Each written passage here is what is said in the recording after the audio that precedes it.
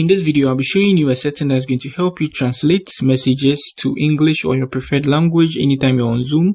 It's simple and easy to do that. Let's just tap on our profile. You see it there. Just tap on that there.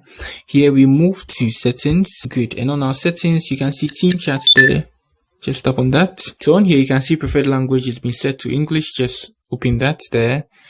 And now you can see your preferred language is English. You can select any of your choice. So right now, after selecting your preferred language, every language is going to be, anytime you are being sent a message in Arabic or anything like that. So now we set our preferred language to English. So anytime we get a message on Zoom and it's in Arabic, French, or anything of, that sort, is going to be translated into English for us. So that's it on how you, select or how you auto translate stuff on Zoom. If you are new here, give me a like, subscribe to my channel. Peace.